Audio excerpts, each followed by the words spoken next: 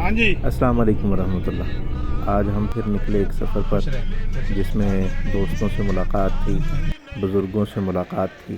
تو بزرگوں کے ساتھ ساتھ ہمارے جو نوجوان دوست جو تاجر تجارت سے منسلک ہیں، دکانیں چلا رہے ہیں، ان سے کثیر تعداد میں ملاقات کی۔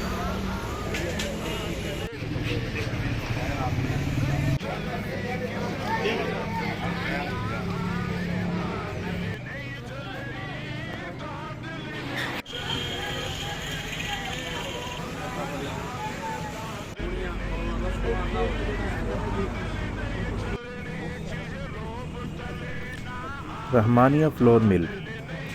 آپ کے گھروں میں جو آپ کی روٹی پکانے کے لیے آٹا آتا ہے وہ کیسے آتا ہے، وہ بنتا کیسے ہے، یہ سارا نظم آج دیکھا اور ان کے اونر سے بھی ملاقات کی۔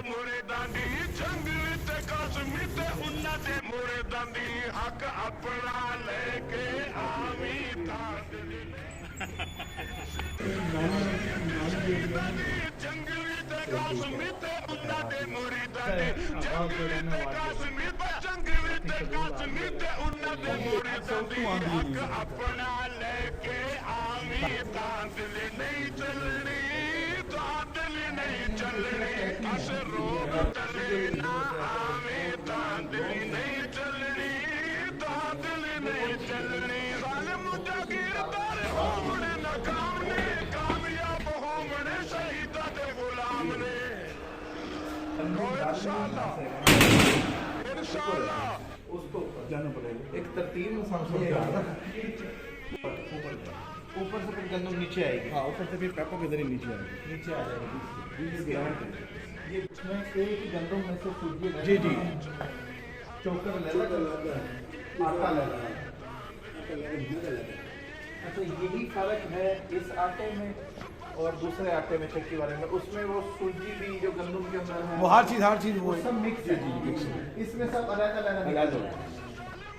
اچھا ابھی ایک مثال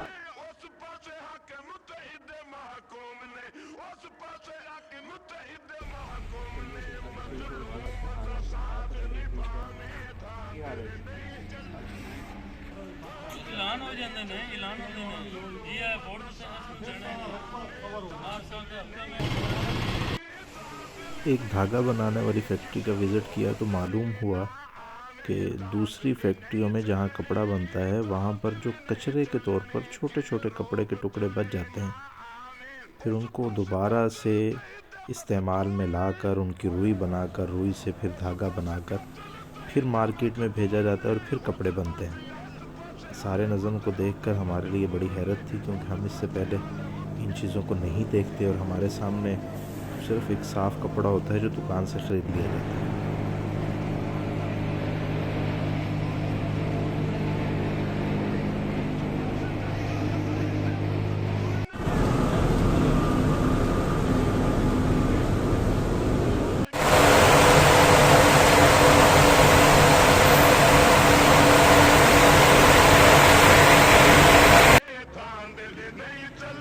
ہمارے عزیز دوست ہیں حافظ سینٹ اسٹور، تو یہاں پر آئے، ان سے ملاقات کی۔